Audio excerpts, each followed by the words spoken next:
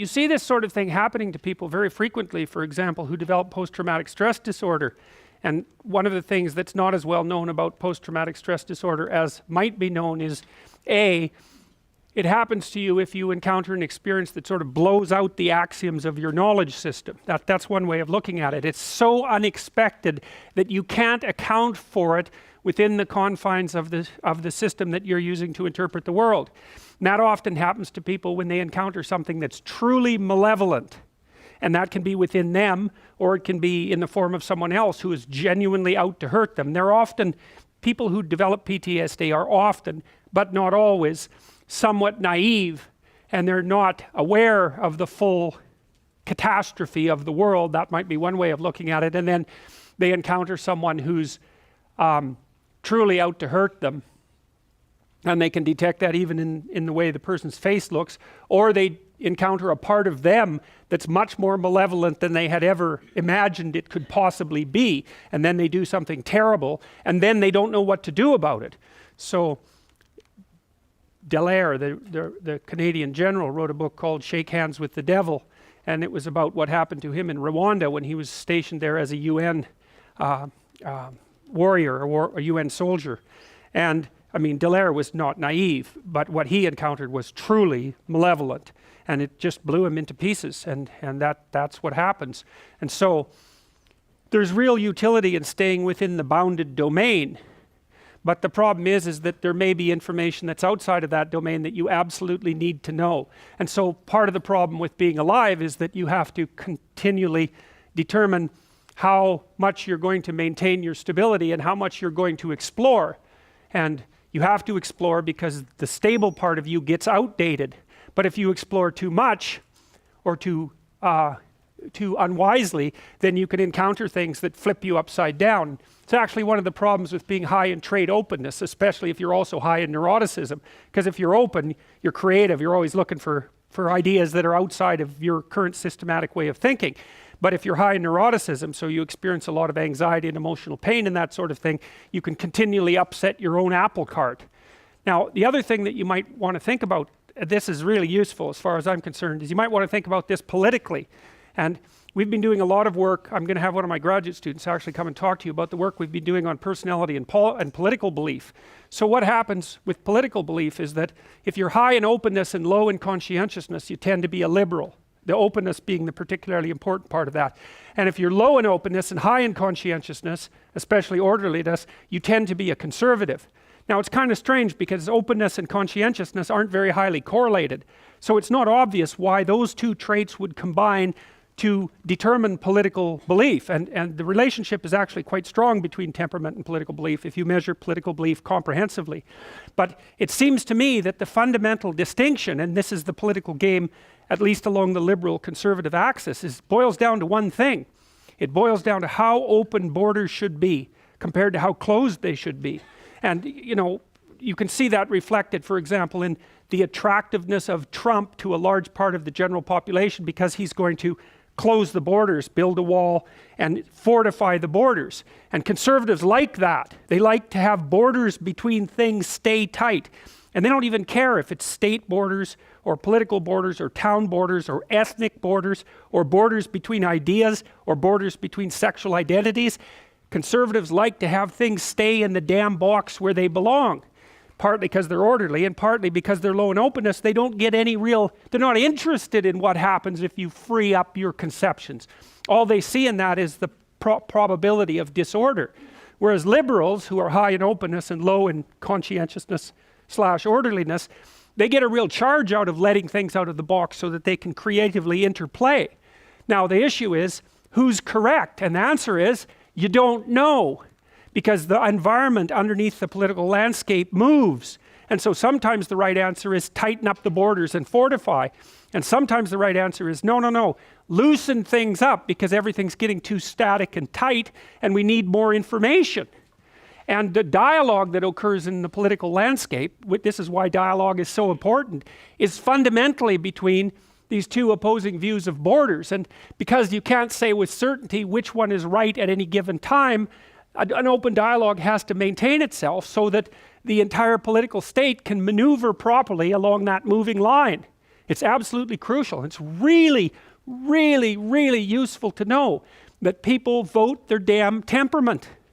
It gives you more of an understanding, at least in principle, of those who sit on the other side of you on the political fence. And there's been recent newspaper articles, quite interesting. I tweeted a couple of them about this company in UK called Cambridge Analytics, and they're using the damn Big Five. They can extract out Big Five information from your Facebook likes. They've got a model of every single person in the United States Big Five personality, and they help Trump craft political messages right down to the level of apartment buildings to appeal to people based on their Big Five temperament. And that's all recent work. And so one of the things that's very interesting is we are teaching computers to understand us so fast you can't believe it. And we really do risk walking into an electronic world where you will only see what you want to see. I mean, obviously the marketers are trying to do that as fast as possible, right? They only want to send you ads that you're going to be interested in because it's expensive and foolish to send you anything that will annoy you or that you'll ignore. And so the marketers are trying like mad to map who you are, even by watching your eyes.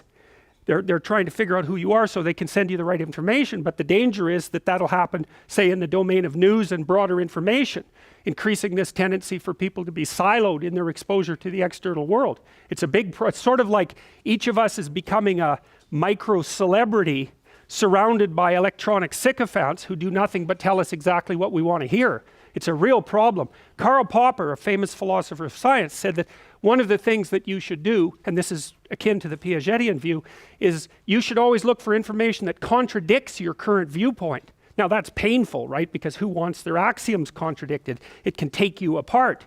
But it's the only way that you can ensure that you're learning at the same time that you're maintaining your stability. And that's another reason why it's really necessary to engage in dialogue with people that you do not agree with, because they're the ones who will tell you things that you don't know.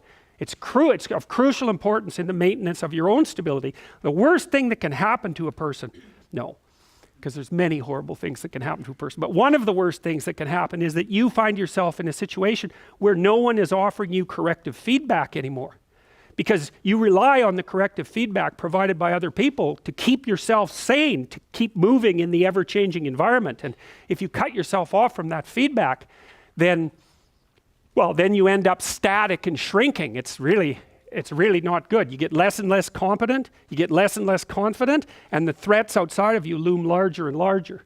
So that's all to do with the domain outside the light. See, Jung would also say that out in this domain that's sort of beyond what you understand, that's also where you encounter the archetypes of the collective unconscious. Now that's a really, really complicated idea. But what he means by that is that if you're put outside the domain of your competence, you're going to start to use fantasy to organize your world. So I can give you an example of that. So I presume most of you are old enough to have a conscious memory of when the Twin Towers came crashing down. And so everybody in the days after that was wandering around like they were in a daze. And the reason they were in a daze is because, well, it wasn't exactly clear what fell, right? There was the physical towers fell, but that was only a tiny bit of the problem, because those physical towers were embedded in a network of meaning, like a very, very sophisticated network of meaning, but also a political network and an economic network and a military network, and like they're nodes inside a very complex system. And so when they come crashing down, you don't know what's come crashing down, right? So you're out there in the unknown and wondering what's going on and wandering around in a daze, which is exactly what happened to people. And then what Bush did, George W., was immediately turn that into a good versus evil drama, instantly. And that's an archetypal idea. So that's when he came up with the idea of the axis of evil. I think that was Iran, North Korea, and I don't remember the other one at the moment. But he immediately turned the political landscape into a good versus evil drama. And he said to everyone in the world that they were either with him or against him, fundamentally. And that was part of the retreating into I guess a more protected landscape. That's one of the ways that human beings deal with the encounter with a traumatic threat. And so the reason you meet the unconscious and even the collective unconscious on the border of your knowledge is because when you hit the border of your knowledge, you start to use fantasy in order to bring the newest form of order out of the unknown so that you can start to make sense out of it. And that's what artists always do. That's what they do. And so from the Jungian perspective, people who are engaged in creative art are the ones who are on the perimeter of knowledge structures. And so what they're doing is taking the absolute unknown, which would be, in Rumsfeld's terms, the unknown unknowns, and turning them into partially known unknowns. That's what an artist does.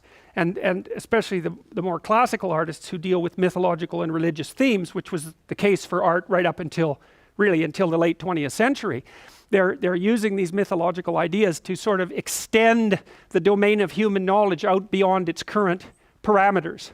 And so artists do that, and literary people do that, and dramatists do that, and they help us extend our knowledge. Now, that's where open people live.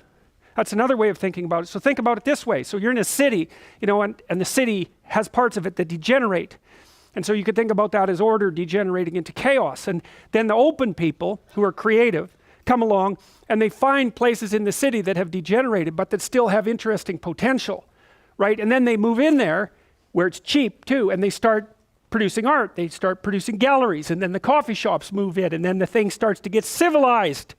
And then of course the more liberal conservative types move in. Those would be the yuppies, roughly speaking. So they're much more conservative than the artists, but they're still liberal compared to the bulk of the population. And so the more daring people move in after the artists have civilized it. And then after that, then the chain stores start to move in, and soon it's completely turned into Zellers or something like that. And then the artists have to go somewhere else and find another place on the boundary where they can live, and it's a physical boundary as much as a mental boundary. And so because you think each of those personality traits, there's 5 dimensions, each of them represent the possibility of inhabiting a kind of niche, right? An ecological niche. So if you're an extroverted person, your niche is the social environment. If you're an introverted person, the niche is, I think, nature. I don't know that for sure, because I've never figured out exactly what introverts are adapted to, but it's not exactly the social world. If you're agreeable, then your niche is relationships. If you're disagreeable, your niche is competition. If you're conscientious, your niche is duty and effort. And so, those niches are partly social because so much of our environment is social, but they're also partly natural because our social being is nested inside the natural world. And so you can think about the big 5 traits as different kinds of adaptations to different kinds of niches. And that's the niche that the open people the open exploratory types occupy.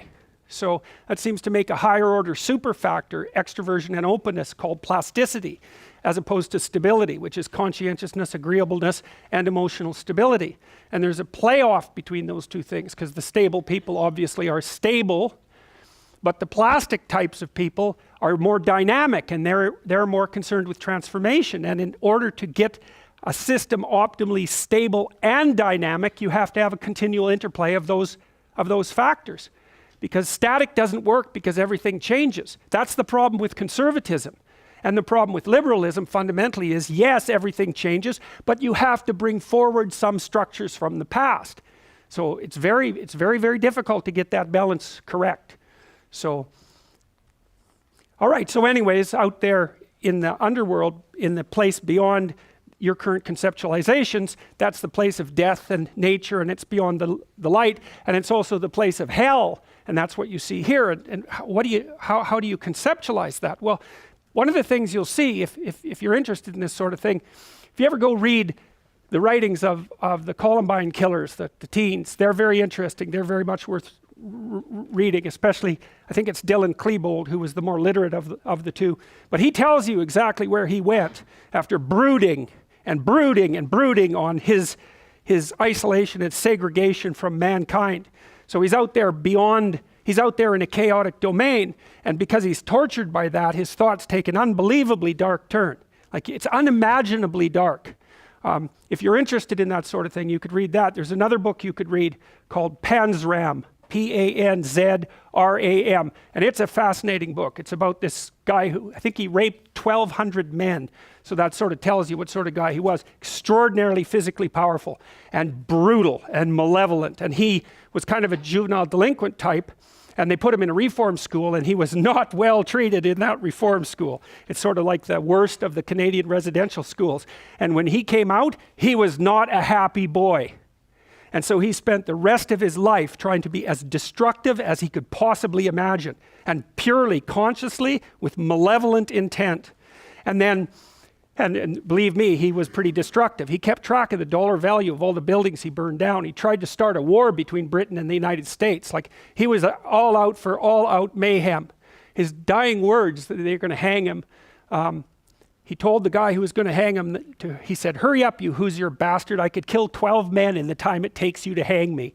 And that's exactly the sort of person he was. And he made friends with this physician in the prison, who he thought was like the first person who ever did something nice for him, gave him $1 for cigarettes, if I remember correctly, and the physician encouraged him to write his autobiography.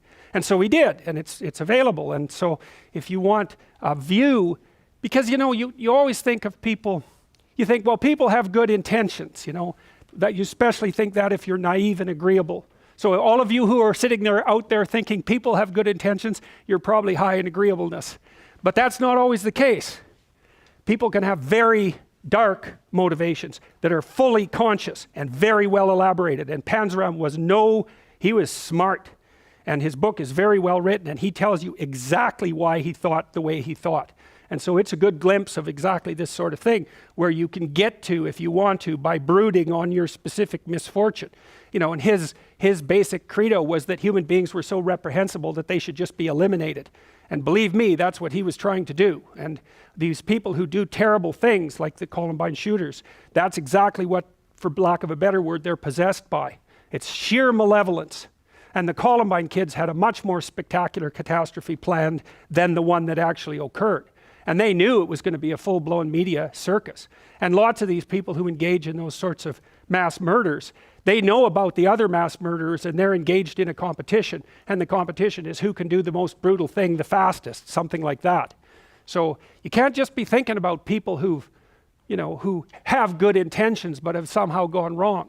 If you ever meet someone who isn't like that and you think that, you're just a tree with ripe fruit to be plucked. So you don't want to be in that situation. You have to keep your eyes open. And so anyways, that's basically what's encapsulated in this part of the story. Now, the hyenas go after the little lion, obviously, but they manage to escape. It's a very malevolent scene. And Mufasa shows up at the last minute to rescue them. So, and that there's also a mythological trope there, which is that if you go outside your domain of competence and you encounter something you don't understand, the first thing that you're going to do is look to the knowledge structures that you already possess to explain it, right? And that's you could say from a symbolic perspective that's the manifestation of the Father, because of course that's what you're going to do. And what's really interesting too is, because I've had a lot of clients who've had PTSD, and without exception, every single one of them was induced by one form of malevolence or another. They have to develop a very sophisticated philosophy of good and evil to get out of it, because they have a worldview in which those things don't really exist. There's no such thing as pure malevolence. Well, that's fine unless you encounter it. And then as soon as you encounter it, you won't know what to do. And then you won't be able to get on with your life. You'll do nothing but think about that, and think about it, and think about it, and think about it. It'll disrupt your sleep. It'll put you into a permanent state of preparation for action. Because the part of your brain that's detected that, which in my estimation, by the way, is the same part, at least in part, that detects snakes. It's the same damn circuit. Once it's seen something like that, it is not going to let you go till you figure it out. And that's basically what post-traumatic stress disorder is. And to some degree, each of you will have experienced that, maybe not all of you in here, but many of you, and you can tell that. So if you go back and you think about your past, and you have any memory that's more than about 18 months old, and when you think about it, it produces a fair bit of negative emotion, then that's like a place where there's a mini post-traumatic stress problem. And what's happened? You remember I showed you that hierarchy, moving from tiny motor actions all the way up to high-order abstractions? Well, you can imagine, say, you have good person at the top, and you kind of use that scenario to construe other people. People are basically good. Well, then you run into someone who is not good, and boom, the whole bloody system comes tumbling down because it's violated that highest order axiom. So that's post-traumatic stress disorder. If something has violated an axiom that's more differentiated, you know, closer to the actual motor output, not quite so high in the abstraction chain, then all it does is wipe out that part of the structure. It doesn't wipe out the whole thing. And you can tell if you have holes in your perceptual value structure by checking to see if you have memories that are still alive in a negative way that are old enough so that they should have been incorporated into your personality. And so one of the things you can do, you're doing one of the exercises that's on my self-authoring site. You guys do the personality analysis, but there's another program there called it's called the past authoring, where you write down an autobiography. And thinking through these things that have happened to you in your past that are negative is a good way of making them go away. And thinking them through kind of means you have to figure out what happened, right? And then you sort of have to figure out how to make it not happen again. What you're trying to derive is some kind of causal analysis. How is it that I was put into a situation where I was made vulnerable? You know, and that could be, well, because you're only 4 and you couldn't protect yourself, and now it's time to update that because you're a fully functioning adult. Or there may be things that you have to think through and change in your own personality, or attitudes that you've been holding on to since you were tiny. I had this client once, and she came in and told me that she had been sexually assaulted by her older brother. And she told me the story, and I kind of got the impression that maybe she was like 8 and he was like 17 or something like that. And she was about 27 when she came and talked to me. And then I found out by further questioning that she was 4 and he was 6. And I thought, she still had this story in her head of her being tormented by this older person, right? That's how she told the story. And what I told her was, well, look, another way of looking at this is that you two were very badly supervised children. Because, I mean, he was 6, for God's sake. You know, he's a little kid.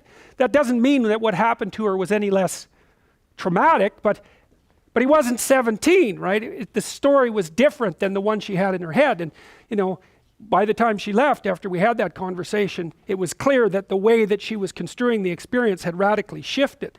And it's very interesting because, you know, you think of the past as fixed. And it is in some sense, but the reason you remember the past isn't to make an objectively accurate record of the past. It's so that you can use the information in the past to prepare you for the future.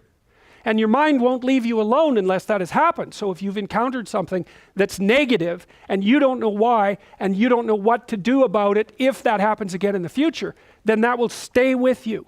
And I think one of the things it does too is it increases your overall physiological load. There's actually physiologists who've been talking about this.